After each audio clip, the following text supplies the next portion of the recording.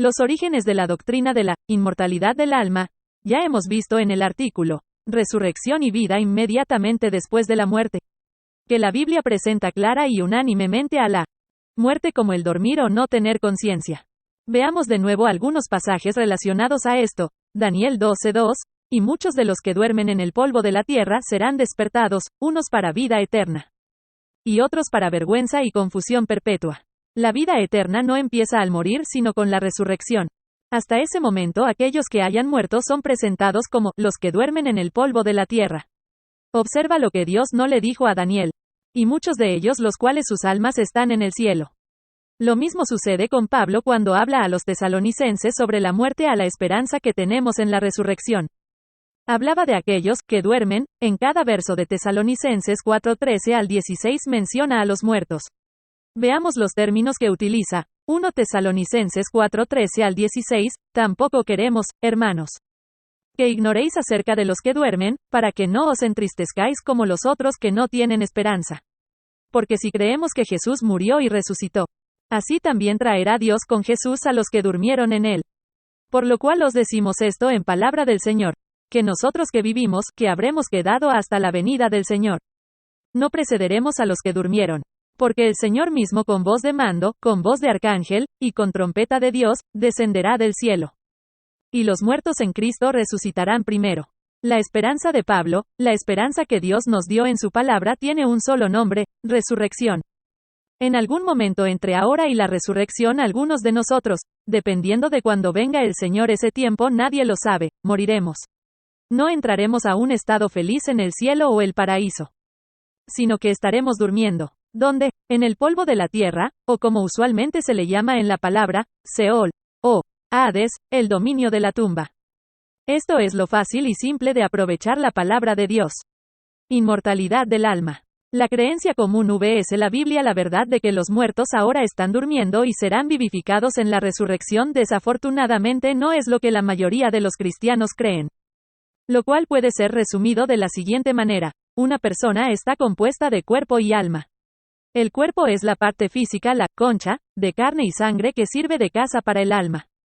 El alma es la parte no material, la mente, los sentimientos, etc. Al morir el alma deja el cuerpo y continúa viviendo conscientemente por siempre en el cielo o el infierno. En el artículo, Espíritu, Alma y Cuerpo, hemos hablado de lo que el alma exactamente es. Tal vez, no hay mejor resumen al significado de la respectiva palabra en hebreo, nefesh, traducido como alma, en la Biblia en español, que el que vine da en su diccionario. Nefesh, la esencia de la vida, el acto de respirar, tomar aliento. El problema con el término en inglés, español, alma, es que no hay un actual equivalente del término o idea de lo que se representa en el lenguaje hebreo.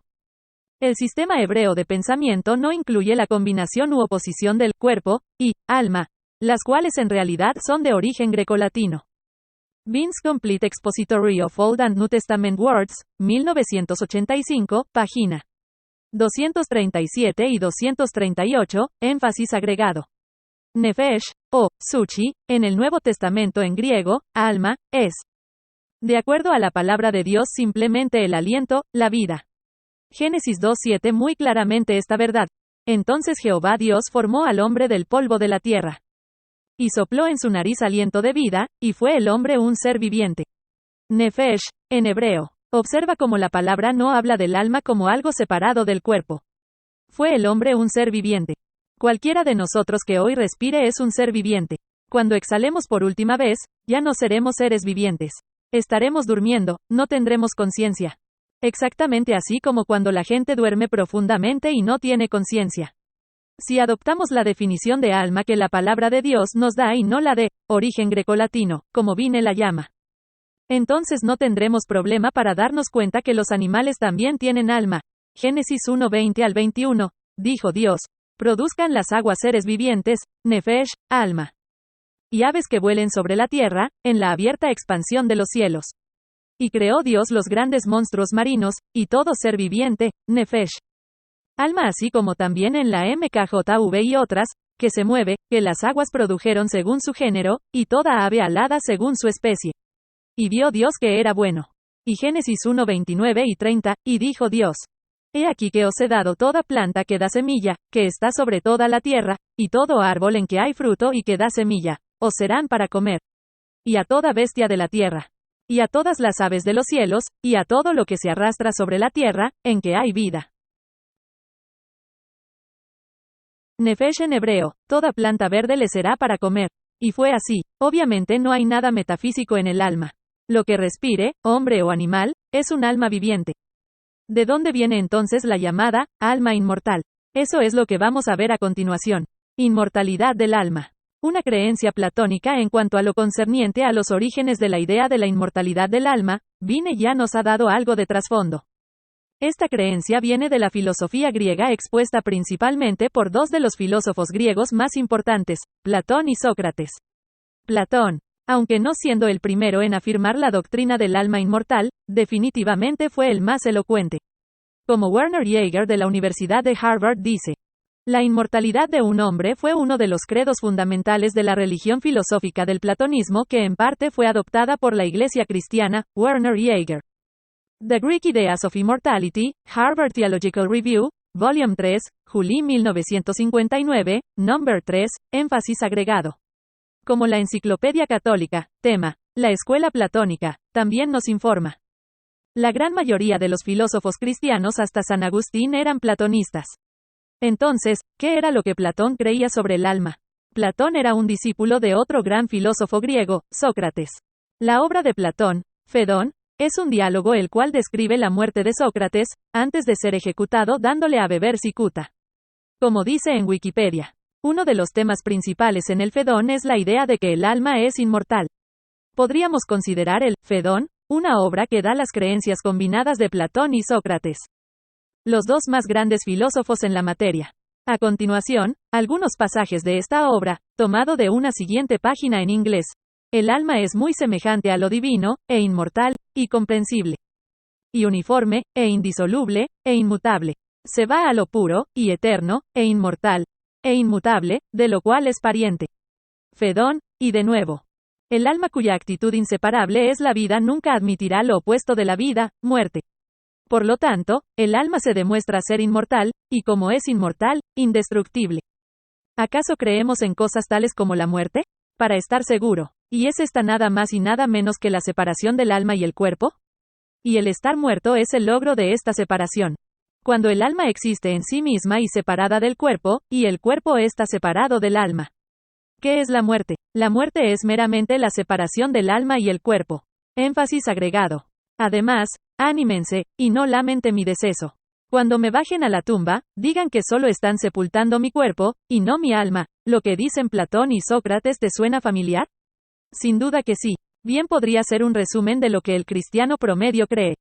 Y como el historiador eclesiástico Philip Schaff dice, Platón da prominencia también a la doctrina de un estado futuro de premio o castigo.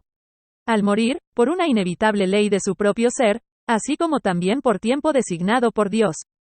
Cada alma va a su propio lugar, el malo gravitando a lo malo, y lo bueno ascendiendo al bien supremo. The New Schaff Herzog Encyclopedia of Religious Knowledge, article, Platonism and Christianity. Todo lo anterior, suena sin duda como escrito por un predicador cristiano contemporáneo.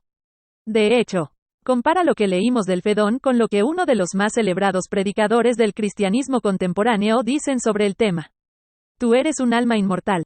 Tu alma es eterna y vivirá por siempre. En otras palabras, el tú real, la parte de ti que piensa, siente, sueña, aspira, el ego, la personalidad nunca morirán. Tu alma vivirá para siempre en uno de los dos lugares, cielo o infierno.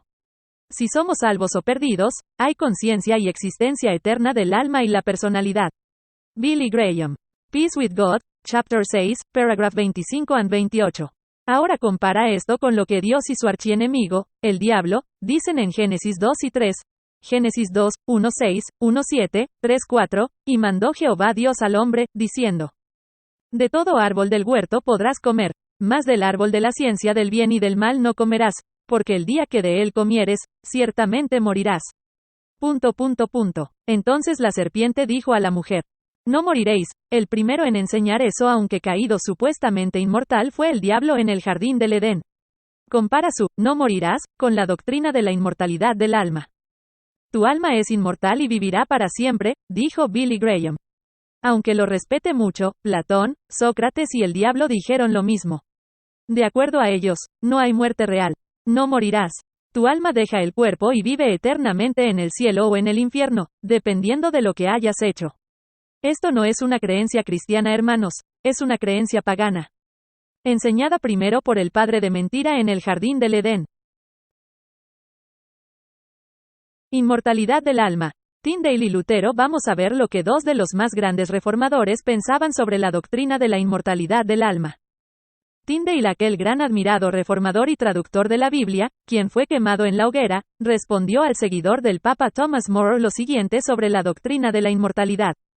Y ustedes, que poniendo las almas que han partido, en el cielo, infierno, y purgatorio, destruyen los argumentos con los cuales Cristo y Pablo prueban la resurrección. Y de nuevo, si las almas están en el cielo, díganme por qué no son como los ángeles. Y entonces, ¿cuál es el motivo de la resurrección? La verdadera fe puesta, establecida. La cual somos advertidos a buscar en todo momento. Los filósofos paganos, negando esto, establecieron que las almas sí vivían. Y el Papa está juntamente unido a la doctrina espiritual de Cristo y la doctrina carnal de los filósofos, cosas tan contrarias que no se pueden poner de acuerdo. No más como el espíritu y la carne en un hombre cristiano. Y como el Papa de mentalidad carnal consintió en doctrina pagana. De este modo corrompió la escritura para establecerla. An Answer to Sir Thomas More's Dialogue, Parker's 1850 reprint, pp. 180, 181 énfasis agregado. También dijo, y me maravillo de que Pablo no haya reconfortado a los tesalonicenses con esa doctrina, se refiere a la doctrina de la inmortalidad del alma, si hubiera sabido que las almas de sus muertos estaban en gozo, así como sabía lo de la resurrección, que sus muertos resucitarían de nuevo. Si las almas están en el cielo, en una gloria como la de los ángeles. Como dice su doctrina, demuestren para qué es la resurrección. An Answer to Sir Thomas More's Dialogue, Parker's 1850 reprint, pp. 118, énfasis agregado. Además, Martín Lutero, el gran reformador alemán, en respuesta a la misma doctrina y al mismo decreto de Leo X, calificó la inmortalidad del alma como opinión monstruosa. Esto fue lo que dijo, sin embargo. Permito al Papa establecer artículos de fe para sí mismo y para sus fieles, tales como, que el pan y el vino están transubstanciados en el sacramento, que la esencia de Dios no genera ni es generada. Que el alma es la parte substancial del cuerpo humano, que él, el Papa, es emperador del mundo y rey del cielo, y Dios terrenal, que el alma es inmortal. Y todas esas infinitas monstruosidades. Assertion of all the articles of M. Luther condemned by the latest bull of Leo X, Article 27, Weimar edition of Luther's Works, Volume 7, pp. 131, 132. Énfasis agregado. El alumno luterano Dr. T.A. Cantonen, The Christian Hope, 1594, p. 37, resume la posición de Lutero sobre la muerte en estas palabras. Lutero, con gran énfasis en la resurrección, prefirió concentrarse en la metáfora bíblica del dormir, porque así como uno que se duerme e inesperadamente le amanece cuando despierta, sin saber lo que le ha pasado. Del mismo modo, repentinamente resucitaremos en el último día sin saber cómo morimos y atravesamos la muerte. Dormiremos, hasta que Él venga y toque en la tumba y diga, Dr. Martin, levántase, entonces resucitaré en un momento y estaré con Él para siempre. No podríamos estar más de acuerdo con estos dos grandes reformadores. La muerte es sin duda dormir. No hay tal cosa como el alma inmortal. El consuelo de la Biblia no es el consuelo que la mayoría de los predicadores dan en los funerales, esto es, de que el alma del difunto supuestamente sigue viviendo. Ese era el consuelo de Platón y Sócrates, cuyas enseñanzas continuaron sus alumnos convertidos. Quiero recordar de nuevo la cita de la Enciclopedia Católica. La gran mayoría de los cristianos filósofos hasta San Agustín fueron platonistas. ¿Seguiremos creyendo en esto o volveremos nuestro oído a lo que la palabra del Señor dice? Inmortalidad del alma. Otras fuentes, fundadores de iglesias. La doctrina de la inmortalidad del alma es algo ajeno a las Escrituras y también está establecido en la Enciclopedia Judía, la cual al respecto dice: la creencia de que el alma continúa existiendo después de la disolución del cuerpo no está expresamente enseñada en la Santa Escritura. La creencia de la inmortalidad del alma viene del contacto de judíos con pensamientos griegos, principalmente a través de la filosofía de Platón, su principal exponente, quien a su vez fue guiado a través de misterios órficos y eleusianos, en los cuales opiniones babilónicas y egipcias fueron raramente mezcladas. The Jewish Encyclopedia. Article, Immortality of the Soul, énfasis agregado. De igual modo, la Enciclopedia Internacional de la Biblia Standard dice, más o menos todos somos influenciados por los griegos. La idea platónica de que el cuerpo muere, pero el alma es inmortal. Tal idea es totalmente contraria a la conciencia israelita y no se encuentra nunca en el Antiguo Testamento. 1960, Volume 2, p. 812. Muerte.